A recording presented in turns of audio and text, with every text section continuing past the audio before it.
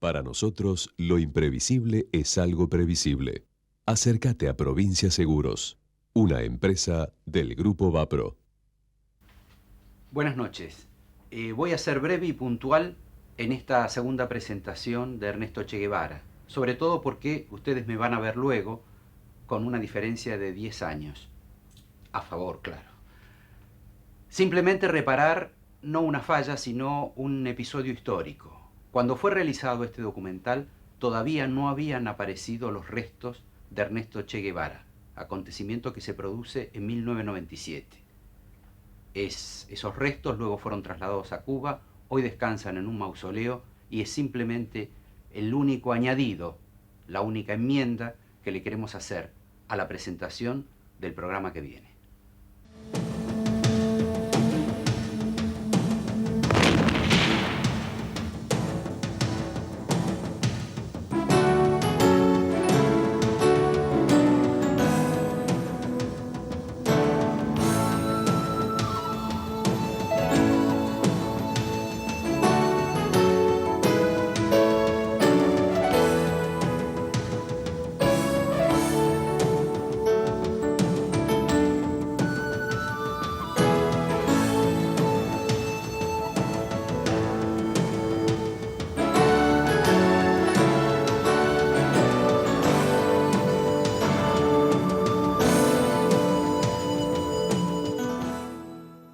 Reiniciemos esta noche la segunda, aguardada y última parte del documento que preparó Ámbito Financiero sobre Ernesto Che Guevara.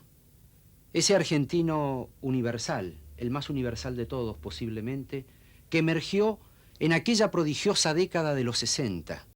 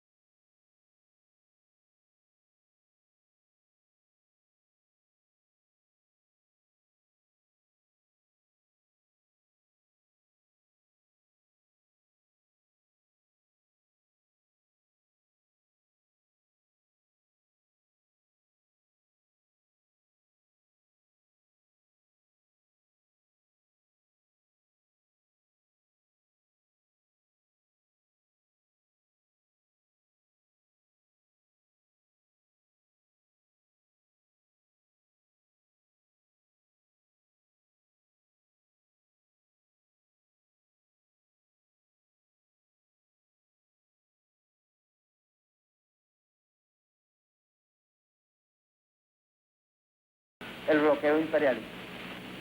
Y seguirá estando durante algún tiempo, hasta que se cansen o hasta que ocurran acontecimientos de otro tipo. Pero eso no debe servir nada más que para un estímulo nuevo a nuestro trabajo, para poder, para impulsarnos a crear nuestra propia base, nuestras piezas de repuesto, nuestra tecnología, a depender cada vez menos del área capitalista, que no es un área muy confiable para nosotros, porque siempre están sujetas a enormes presiones políticas y constantemente se produce alguna defección. No importa que los tiempos sean tiempos donde soplen vientos de fronda, donde las amenazas germinen día a día, donde los ataques piratas se desaten contra nosotros y contra otros pueblos del mundo. No importa que nos amenacen con que si Johnson o si Wolcott,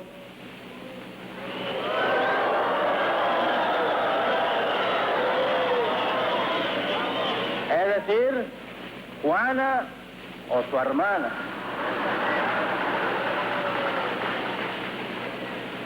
Así como en el anterior programa vimos a Guevara de la vida a la muerte, En este programa lo vamos a ver de la muerte a la vida.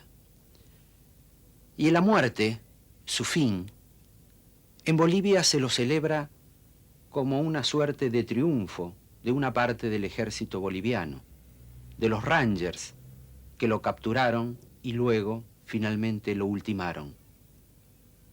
Quienes opinan lo contrario, quienes consideran que en realidad fue un asesinato, celebran de otra manera. Pero vamos a detenernos en aquellos que lo ultimaron. Lo ultimaron bajo el criterio, el concepto de que estaban rechazando la invasión extranjera, de un ejército extranjero. Y conviene señalar, porque curiosamente uno fue testigo de esos momentos, el pueblo también lo vivía así, o por lo menos gran mayoría de ese pueblo. Pero en verdad, el ejército boliviano rechazó, neutralizó y pulverizó en esta última etapa del Che Guevara a un grupo de 17 hombres famélicos, heridos, sin medicación, con diarrea, que vivían huyendo y que no sabían cómo escapar. Ahí cayó Guevara. Ese día se mató una perdí específicamente, muy pequeña, que daba más o menos para hacer algún caldito, y él ordenó que se nos entregara a Pablito y a mí como puntas de vanguardia, a forma de ir estimulando al hombre que mayor esfuerzo iba haciendo en aquellos momentos. La otra es precisamente después, cuando yo me encuentro ya herido en las proximidades de Liguera, que en una oportunidad habíamos pasado por una casa, creo que un lugar llamado Trancamayo, que habíamos comprado algunos huevos, y el Che en su jarrito de campaña guardaba un huevo envuelto en un papelito. No teníamos posibilidad de comida hacía como 2 o 3 días. Él cogió aquel huevo, lo echó en su jarrito, un pedacito de raspadura que tenía propiamente de él, porque ya nosotros nos habíamos comido la nuestra, y eso él lo guardaba. Hubo de deshacer aquel pedacito de raspadura junto al huevo, lo bate, me lo da como único alimento que teníamos en aquel momento allí disponible, y después que yo consumo aquello que era de él, es donde me doy cuenta el deseo que él tenía de también habérselo podido comer. Tu sueño,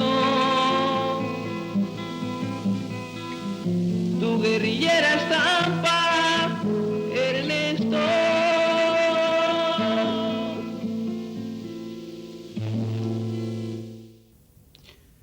Así como los Rangers bolivianos celebran el aniquilamiento de la guerrilla del Che Guevara como si hubieran vencido a un poderoso ejército extranjero, como si fuera la guerra del Chaco, otra gente en el mismo país, en la misma fecha, lo celebra de otra manera y con sentido inverso. En la escuelita donde fue ultimado Guevara y en el lugar donde fue capturado, se organizan procesiones, marchas, se lo recuerda admirativamente. Son los campesinos de la zona, que han llamado a ese día San Ernesto de la Higuera. Curiosamente, la guerrilla de Guevara no tuvo ningún campesino boliviano entre sus componentes. Y fueron los campesinos bolivianos quienes lo delataron, quienes ayudaron a entregarlo al ejército boliviano.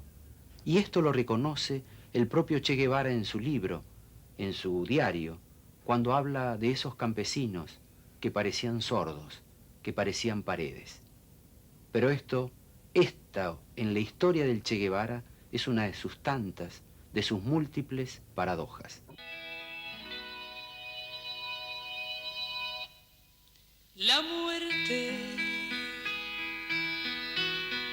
con su impecable función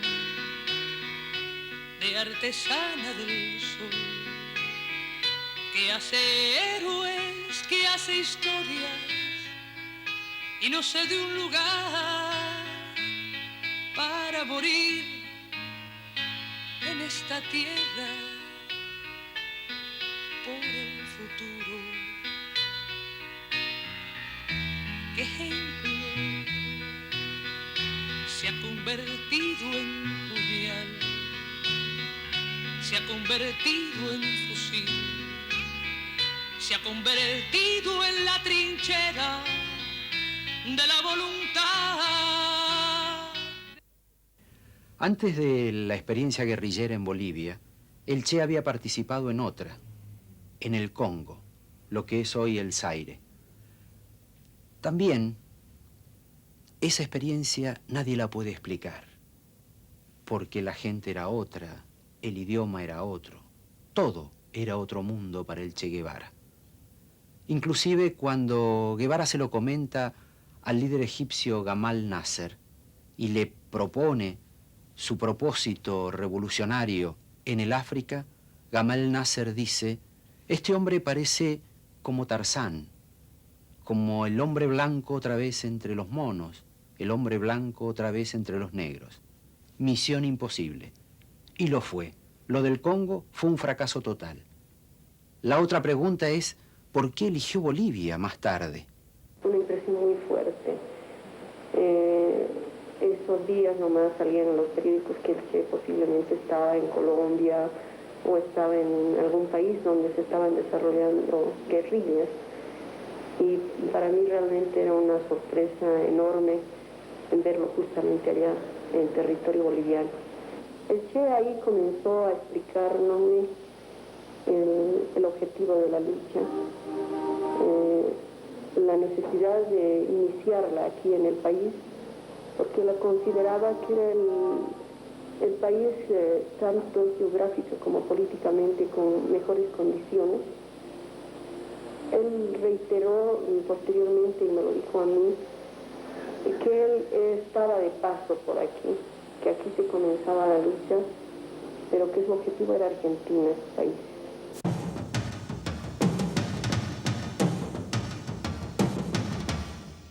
El abuso de comercio de Buenos Aires se volvió negociable. La fecha fue ni siquiera el fondo sabe exactamente cuándo se va a salir de la crisis.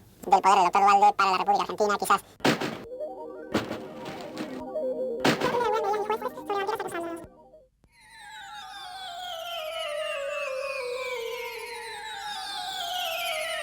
Muchos hablan, todos opinan, aconsejan, pero para informarse bien, con seriedad. Diario Ámbito Financiero, imprescindible hoy para decidir.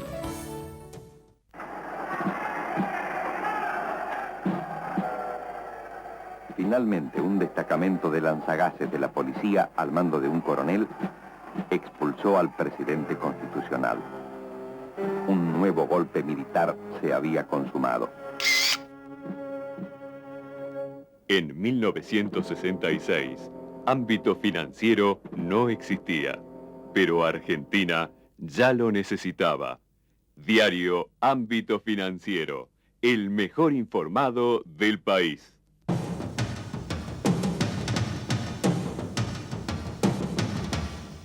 La elección del lugar, Bolivia, no fue acertada.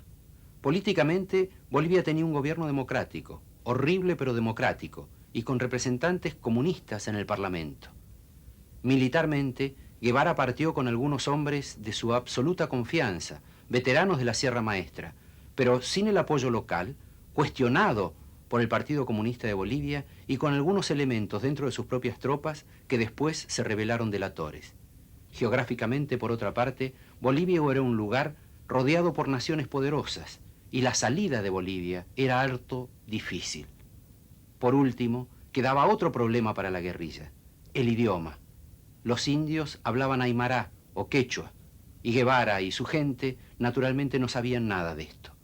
Por otra parte también, Guevara iba con cubanos, con negros, y los indios de Bolivia jamás habían visto un negro.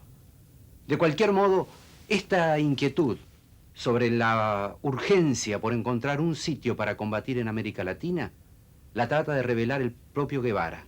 Y en esta respuesta que le da a Gary Prado, el hombre que lo capturó en Bolivia, en esta ambigua respuesta, encontramos parte de su apurada, de su apresurada decisión de instalarse en Bolivia. Bueno, ¿por qué ha venido usted a Bolivia? ¿Por qué están aquí? Mi curiosidad. ¿Por qué escogieron Bolivia para esto? Y entonces, entre las cosas que me dijo ahí, que no había sido una decisión enteramente suya, que otros niveles también habían intervenido. ¿Qué otros niveles? Le dije yo, Fidel, otros niveles.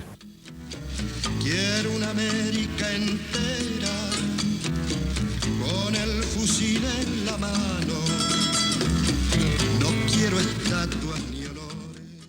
Guevara no se podía quedar obviamente en el Congo y tampoco se podía quedar en Cuba, donde regresó después de su fracaso africano, porque ya había enviado una carta, una memorable carta de despedida. Tenía que buscar desesperadamente otro lugar en la tierra, el lugar desamparado de los pobres, porque él estaba enfrentado al mundo bipolar, a la coexistencia pacífica, de la cual Cuba formaba parte. Él decía que no iba a haber cambios mientras el poder lo siguieran conservando y repartiendo dos potencias. Contra eso fue a Bolivia, pero tal vez buscaba otro objetivo más, su país. Y esto lo confirma Fidel Castro en esta entrevista. Él quería ir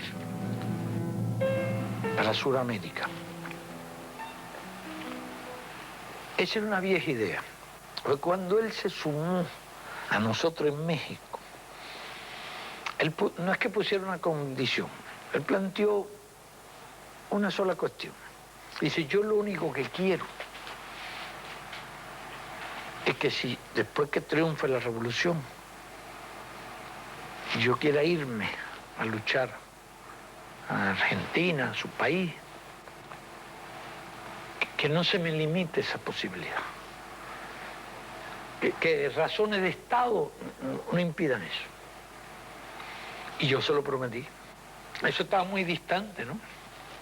Sabía, primero si ganábamos la guerra y quiénes iban a estar vivos cuando... Y él seguramente tenía pocas posibilidades de estar vivo por su impetuosidad, pero él planteó eso. Alguna que otra vez lo recordó en la sierra y después recordó aquella idea y aquella promesa. Yo estuve bastante previsor en eso. Claro, después que tiene toda la experiencia de la Sierra Maestra, el entusiasmo de él por la idea de hacer la revolución en Sudamérica, en su propio país, se multiplicó. Él que conoció la excepcional experiencia nuestra, a partir de las difíciles condiciones en que nosotros reconstruimos nuestro ejército y llevamos a cabo la lucha, él se le desarrolló una gran fe en las posibilidades del movimiento revolucionario en Sudamérica. Digo Sudamérica, estoy pensando más bien en la parte sur de Sudamérica. Ese compromiso existe y yo siempre le digo, no te preocupes, que ese compromiso se cumple. Cuando el Che fue capturado en Bolivia, en ese patético instante, un momento previo había recibido un balazo en la pantorrilla, pero no le tocó el hueso, fue una herida leve. Hombre de suerte había sido siempre el Che, porque después de tantos enfrentamientos y combates y batallas, nunca tuvo grandes heridas. Fue apenas lastimado en el pecho, cerca de la garganta, cuando desembarcó con Castro en Cuba. Luego tuvo un rasguño cuando se frustró la invasión de Cochinos. Y también tuvo en Sierra Maestra otra herida en un pie, otro balazo, que tampoco le tocó el hueso. Pero de ese balazo, que es de los años 57, nos recuerda esta cubana. Yo fui a ver a él porque me mandaron decir que bajara donde estaba el Che, porque yo estaba acá arriba en la pata de la mesa. Y entonces el marido mío le había dado un tiro. Entonces él me mandó a decir que fuera allá donde estaba él y yo fui. Y entonces cuando llegué allí me dicen, no puede entrar que el Che está herido. Digo, ¿que está herido el Che? Entonces me dice, sí, está herido. Digo, yo no lo creo. El Che que está herido. Entonces dicen, sí, el Che está herido. Y entonces cuando me dice, ¿quién es? De adentro, ¿quién es? Entonces dijeron, Chana. Entonces, no, dile que pase. Entonces yo pasé. Entonces yo me senté en una cama y él estaba acostado en otra. Y digo yo, Che, pero ¿de verdad que usted está herido? Dice, sí, estoy herido, Chana. Digo, usted no tiene nada. Pero me dice, digo, ¿usted se cree que si usted estuviera herido, estuviera escribiendo? Estaba con una máquina de escribir y nada, aquí nada. Entonces digo, ¿usted se cree que si usted estuviera herido, estuviera escribiendo? Dice, sí, Chana, yo estoy herido. Y entonces me enseñó. Digo, pero no me diga que usted está herido. ¿Y cómo usted no nos había avisado? Para cantar y gozar.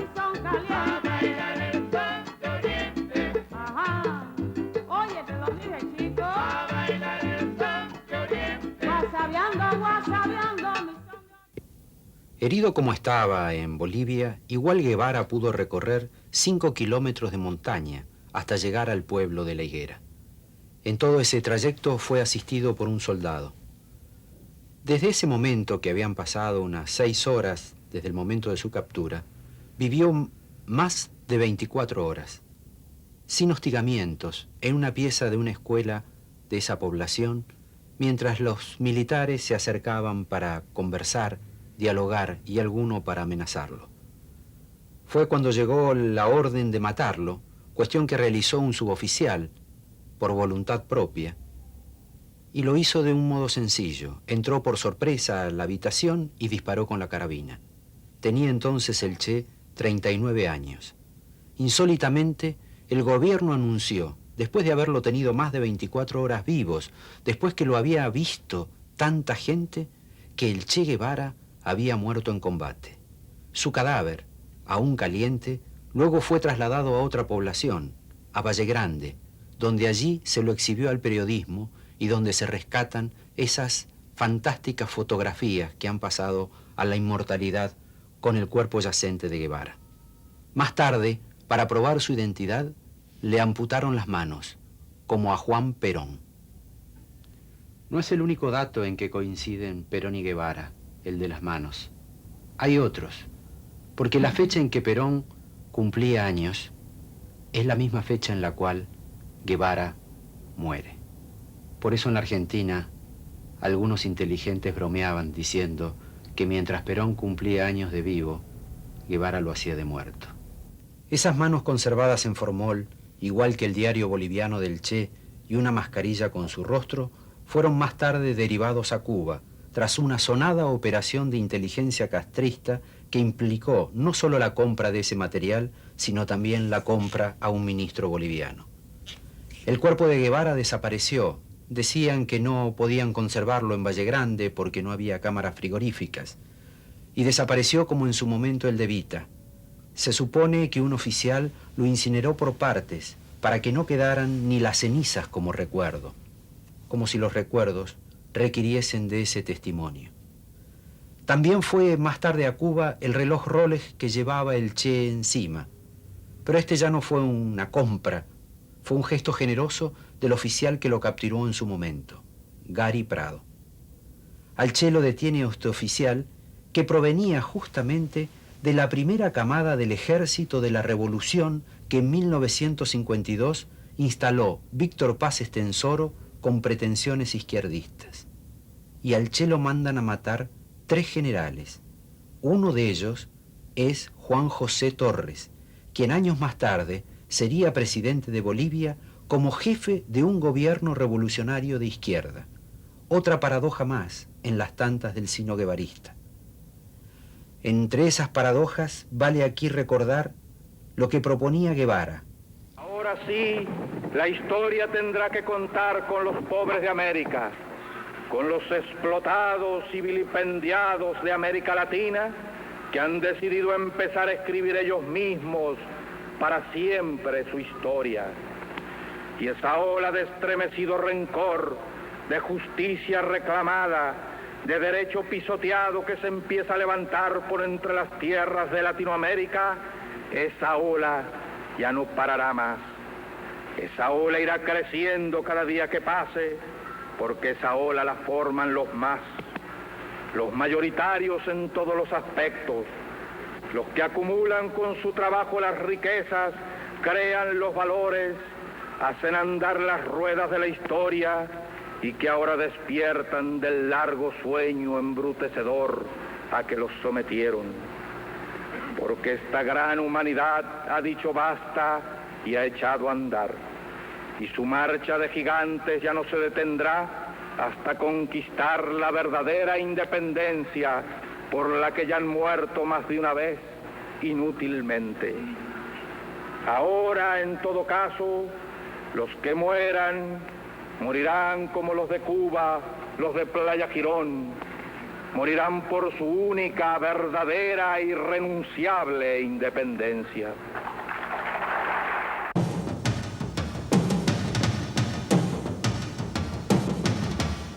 Para operar y pagar muy cómodamente y sin usar efectivo, el Banco Nación le da más opciones, ya sea en sus cajeros automáticos, por internet a través de Home Banking, por teléfono o en nuestras terminales de autoservicio. Usted puede hacer depósitos, transferencias, pagos de impuestos y servicios, consultar sus saldos y movimientos, declaraciones juradas y pagos a la AFIP. Para mayor información, llame al 0810-999 Nación o en www.bna.com.ar. Banco Nación. Más que un banco,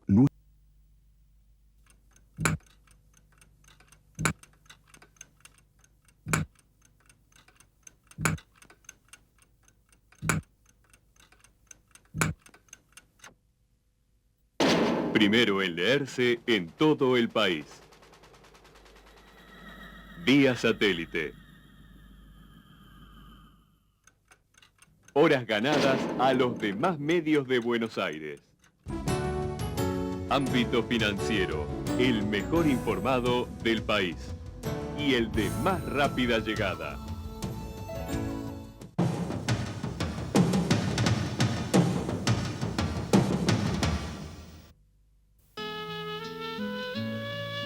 Estás en todas partes, en el indio hecho de sueño y cobre, y en el negro revuelto en espumosa muchedumbre, y en el ser petrolero y salitrero, y en el terrible desamparo de la banana, y en la gran pampa de las pieles, y en el azúcar y en la sal, y en los cafetos, tú, móvil estatua de tu sangre, como te derribaron vivo.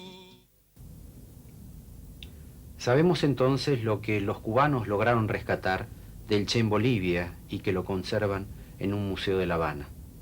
En Bolivia, mientras, quedaron una carabina rota, quebrada en el último enfrentamiento. Otro Rolex, que era el de Tuma, un compañero de Guevara, muerto, y que él reservaba para devolvérselo a la familia si quedaba vivo. También rollos fotográficos, sin revelar. También una pequeña radio de transistores, Philips, con la cual Guevara escuchaba las noticias del mundo. Cuando lo agarraron, ya no tenía ni pilas. Quedaron de Guevara también un par de mocasines caseros, porque ni botas tenía, hechos a mano, absolutamente precarios, tan precarios que necesitaba 4 pares de medias para podérselos calzar. Y quedó de Guevara también 2 fotografías, una de ellas tomada por un agente de la CIA, el que justamente vemos ahora al lado de él, instante previo al fusilamiento de Guevara. Como verán, todo lo que queda de Guevara fotográficamente es en blanco y negro. Casi no se conoce el color con Guevara, a pesar de que no hace tanto tiempo que haya desaparecido. De color, una pequeña foto postal dice que tiene su esposa Aleida. Pero ni esa fotografía en color, ni de la gente que de la CIA, que publicó un libro para ganarse unos pesos con ese testimonio, vamos a seguir hablando en este programa. En este programa vamos a seguir con otra fotografía más histórica. Por brazo un fusil, por luz la mirada, y junto a la idea una bala asomada. Y donde el amor, un grito... Hay otra foto. Era el 5 de marzo de 1960, luego de un atentado en La Habana contra un barco de ese país llamado La Cumbre. Por ese entonces se organizaron marchas de protesta. Ese día, el gobierno introdujo 2 símbolos en el mundo. Uno fue una frase, la que lanzó Fidel Castro en su máxima ira consagrando patria o muerte ante una multitud enardecida. Ese eslogan recorrió el mundo, se instaló en las paredes de cualquier país sediento de cambios. Pero ese día también hubo otro hallazgo, estético si se quiere, más revolucionario aún. Sin querer, Como ocurrió siempre, Guevara desplazó del primer plano a Fidel Castro. En este caso, lo hizo con su propia fotografía, cuando en el palco cubano fue retratado para la posteridad como un símbolo mundial cargado de innumerables significados por el fotógrafo Alberto Korda. Bien, la tarde era un poco metida en agua, como aquel que dice, así un poco gris. No eran estas tardes cubanas habituales de mucho sol. Había frío.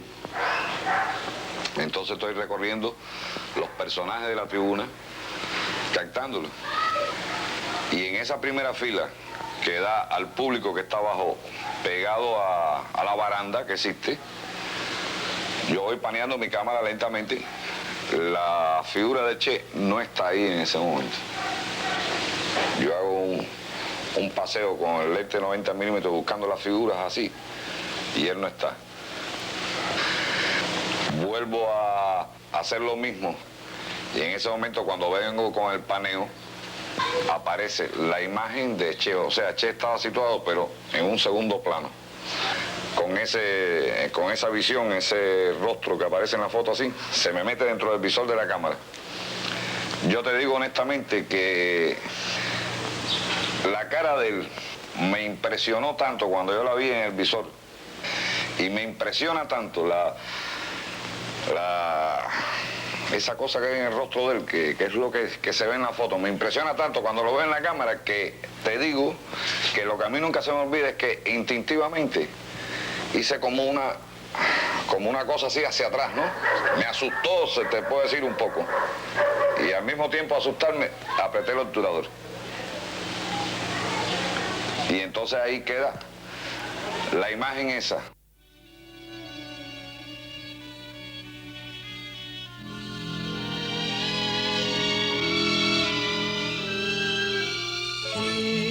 Creces inmedible en tu sangre, signo de la acción y el deber. Sobre los Andes del orbe avanzas, Che, triunfal.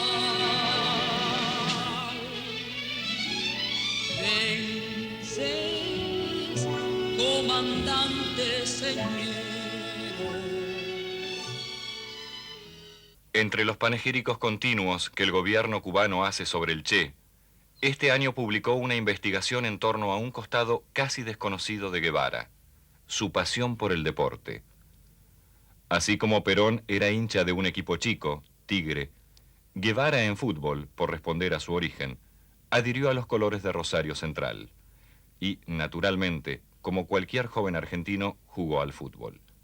Primero como arquero, por el asma, y luego como fullback, lógicamente por el lateral izquierdo.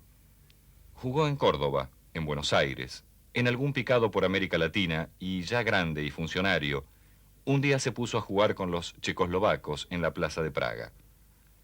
No fue demasiado buen jugador, y en la adolescencia mudó por el rugby. Clase media de buen nivel, se desarrolló en las inferiores del San Isidro Club, institución que había fundado su padre. Luego, como el asma lo abrumaba, sus padres forzaron su retiro del deporte. Sin embargo, él volvió junto a su hermano en un tradicional equipo de la misma zona, Atalaya, club donde ya no se practica el rugby, y juegan solo al fútbol algunos veteranos. Tenía 20 años, y por lo que se sabe siempre sus amigos tenían a mano el inhalador por si lo atacaba el asma. Hizo bicicleta y natación por la enfermedad. En el colmo de la audacia, ya en la universidad, se inscribió para el salto con jabalina. Fue a la competencia, ni apareció en las marcas. Naturalmente no tenía ni jabalina. También hizo alpinismo. En Cuba es donde como ministro se introduce en el béisbol, deporte nacional, en el golf, sale a pescar y sobre todo promueve el ajedrez como símbolo deportivo de la revolución. Admiraba a Capablanca, un cubano genial, y no solo auspició torneos, sino que hasta participó en ellos. También hizo golf con vestimenta militar para ganarle un día a Eisenhower y se convirtió en piloto de aviación. Se comprende su pasión deportiva a pesar del asma y de ser ministro o presidente del Banco Nacional. Apenas pasaba los 30 años. Le sobraba energía.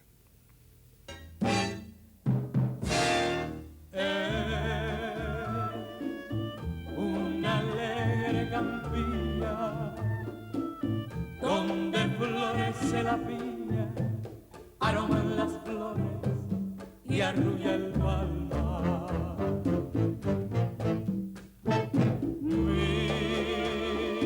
Mirando el cielo azulado,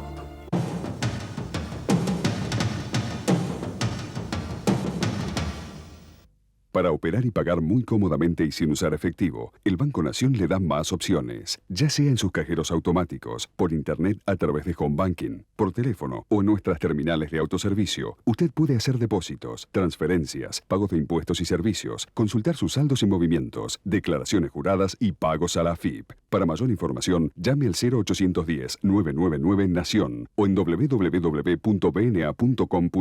Banco Nación. Más que un banco, nuestro banco.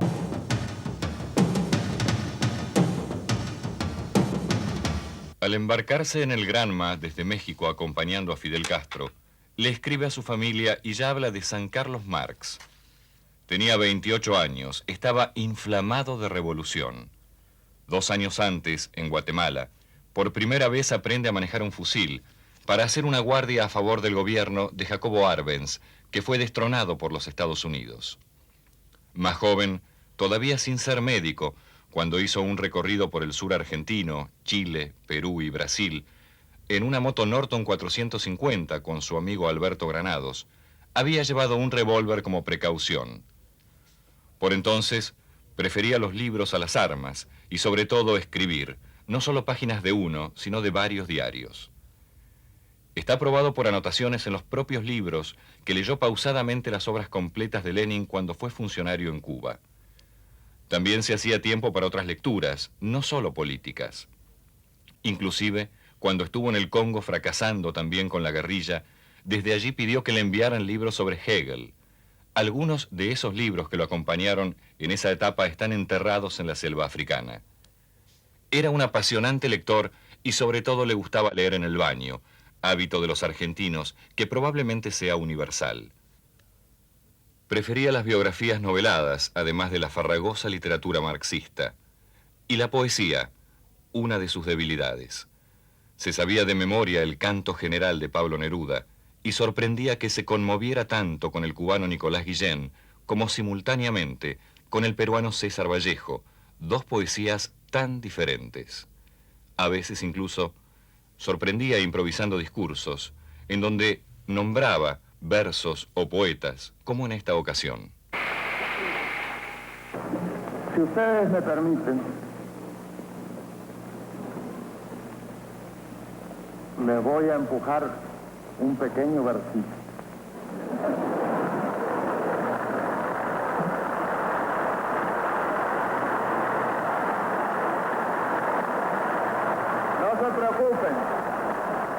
No se preocupen, porque no es de mi propia inspiración, como dicen. Es un poema, nada más que unos párrafos, de un poema de un hombre desesperado. Pero el hombre es un niño laborioso y estúpido que ha convertido el trabajo en una sudorosa jornada. Convirtió el palo del tambor en una azada y en vez de tocar sobre la tierra una canción de júbilo, se puso a cavarla. Y después decía, más o menos porque no tengo muy buena memoria, quiero decir que nadie ha podido cavar al ritmo del sol y que nadie todavía ha cortado una espiga con amor y con gracia.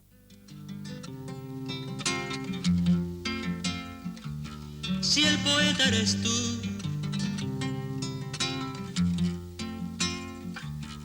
como dijo el poeta,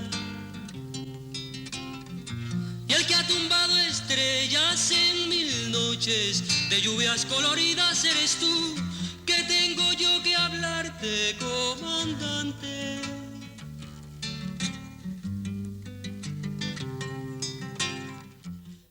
Pero en este programa tenemos un relato más completo sobre su debilidad por la poesía, sus inclinaciones a recitar o discurrir de memoria sobre determinados autores. Hábitos de la juventud de entonces. Pertenece a su propia hija, Hildita, la primera, nacida en México y que justamente ha muerto de cáncer apenas 1 mes y medio atrás. Ella recordaba a su padre de este modo. Situaciones más increíbles, ¿no? En lo que podía hacer, no sé, quizá, por ejemplo, una reunión protocolar, él hacía un chiste, que la mitad de la gente no lo entendía, pero él se reía solo, o se reía los que estaban al lado de él, en fin, era un poco también una forma de aliviar la tensión para esas cosas que a él evidentemente no le gustaban, porque nunca fue un diplomático de carrera, ¿no? Y en la casa también era igual, era muy divertido. Decía poemas picantes, además, ¿no? A mi hermana Celia le gustaban mucho. Y bueno, sí, esas cosas, le gustaba recitar, le gustaba mucho la poesía. Y tenía en nosotros unos interlocutores fantásticos, nosotros nunca hablábamos. Nos quedábamos callados y lo escuchábamos todo el tiempo, ¿no? Entonces, no... Él era feliz, ¿no? De pronto sí empezaba a tomar poses para declamar, así, nos hacía reír a todos con eso. Existen infinidad de anécdotas sobre el voluntarismo de Guevara en materia guerrillera y laboral. En esta última materia, no solo predicó con el trabajo voluntario y revolucionario, sino que él mismo, siendo ministro, se mezclaba en las fábricas, realizaba tareas de obreros, cortaba caña, cosechaba. Pensamiento y acción, si se quiere, o una intrépida vocación por demostrar la igualdad del nuevo régimen. No todos en el gobierno actuaban del mismo modo. Si sorprende esa actitud, importa mencionar que esa misma voluntad la aplicaba a los 31 años para el estudio. Le parecía imprescindible estudiar. Cuando consideraba al dinero un fetiche de mierda y de pronto le tocó improvisarse como presidente del Banco Nacional, se encerró días enteros con economistas para aprender la profesión. Emitió billetes a mansalva firmándolos cortico, como Che. Lo mismo sucedió cuando fue ministro.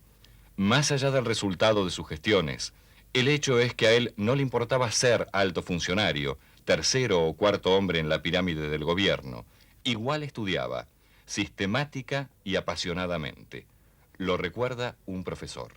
Y yo creí que aquello de, bueno, sí, me vas a dar las clases, era una especie de cortesía, algo así. Y a los pocos días de llegar a La Habana, que llegamos el 8 de septiembre, me manda a decir que cuando empezamos las clases, que ya tenía la pizarra, ya tenía el borrador y ya tenía la tiza. Ah, bueno, pues cuando usted diga, comandante.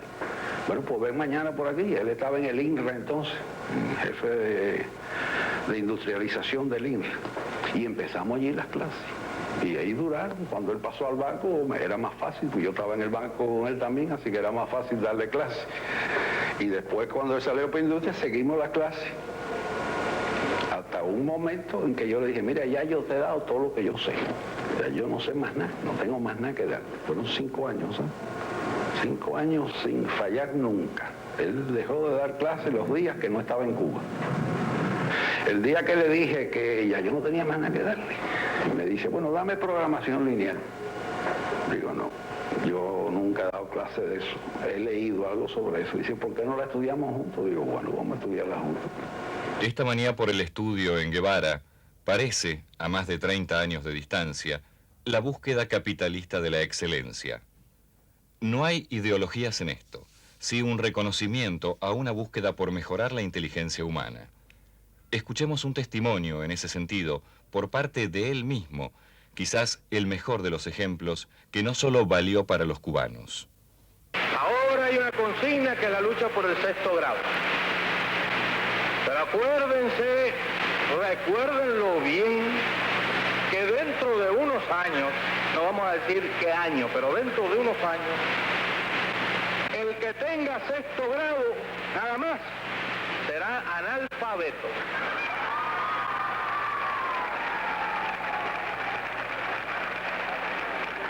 Será el analfabeto de 6º grado. Y los jóvenes, yo entre ellos, considero de los jóvenes, tenemos que estudiar y estudiar fuerte. Para nosotros no hay eso de que la vista me duele, que no me entra la lectura, que se me cansa, que no hay espejuelos, que tengo mucha guardia, que los niños no me dejan dormir, todas esas cosas que andan por ahí sueltas. Hay que estudiar de todas, sin ninguna apelación.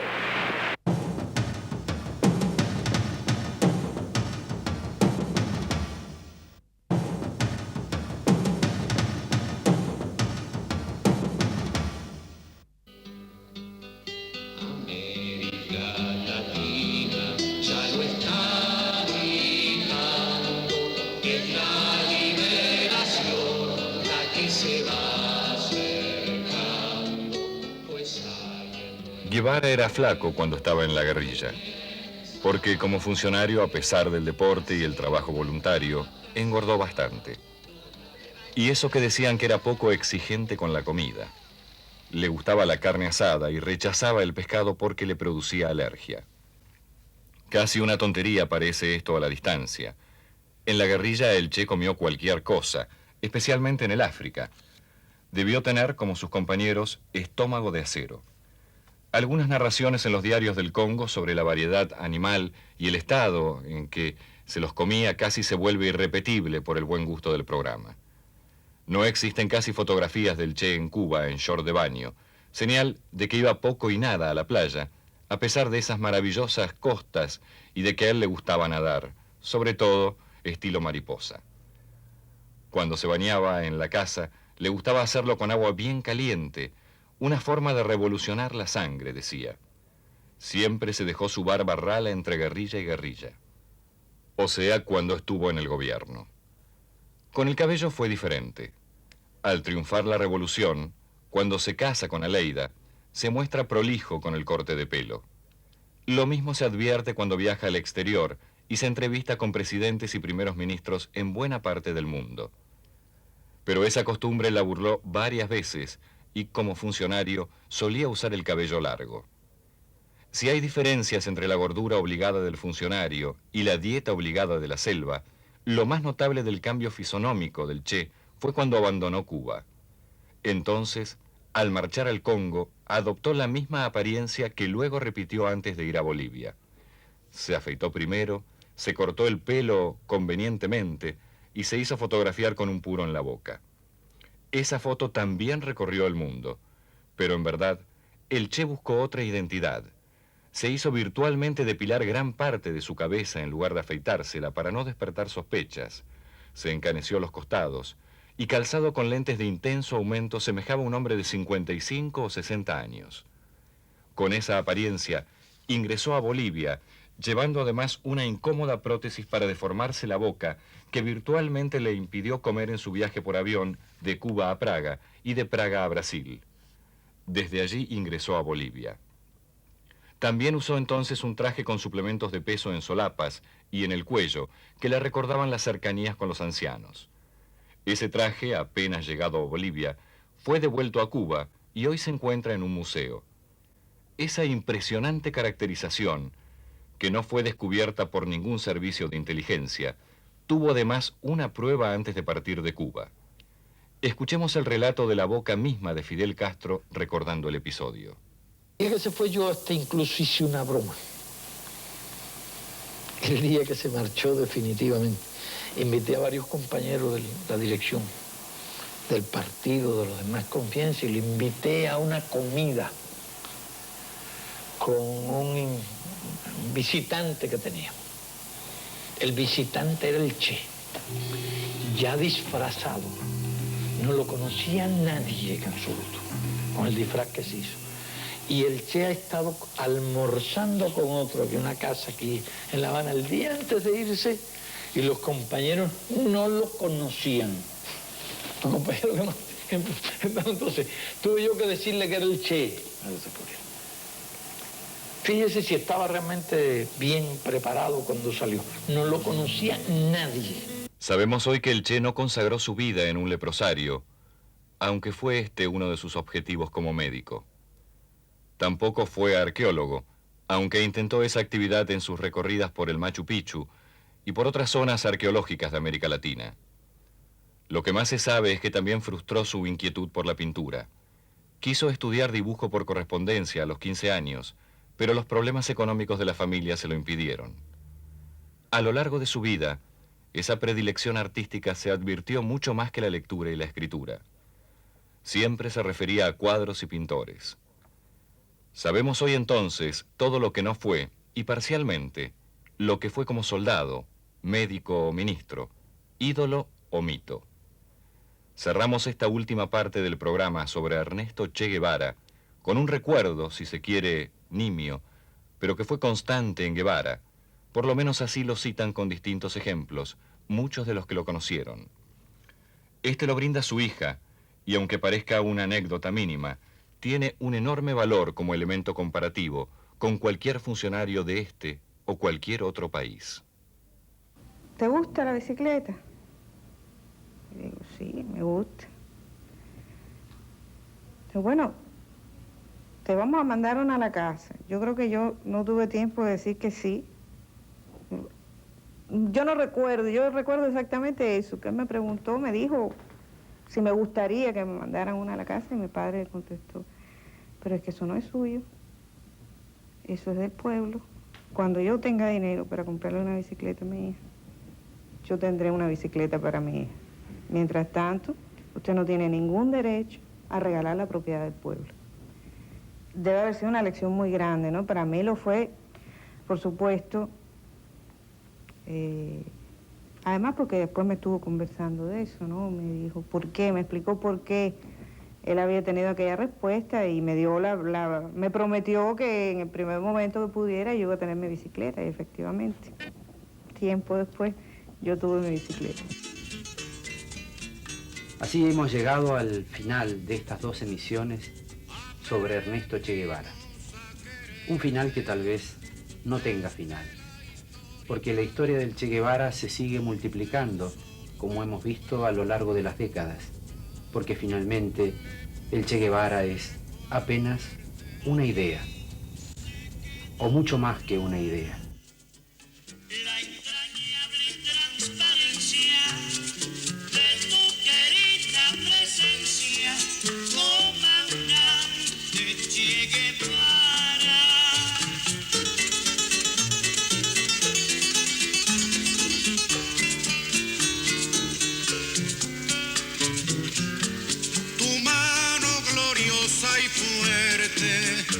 Sobre la historia dispara cuando todos... Sin comentarios, concluimos estos dos programas sobre Ernesto Che Guevara, un argentino cuya idea, cuya nueva forma de ver al hombre, discutida, controvertida, objetada, aún persiste y curiosamente se multiplica como su fama. Para el próximo programa vamos a reanudar, vamos a pasar de esta guerrilla latinoamericana, africana, a una guerra mucho más seria, mucho más compleja y mucho más universal. Vamos a completar, vamos a seguir completando los 3 primeros programas que dimos sobre la guerra entre Irak y los Estados Unidos, que también, como la historia del Che, parece renovarse.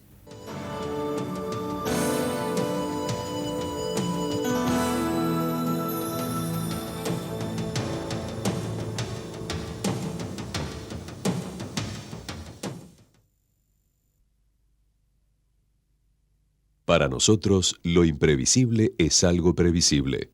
Acércate a Provincia Seguros. una empresa del Grupo Vapro.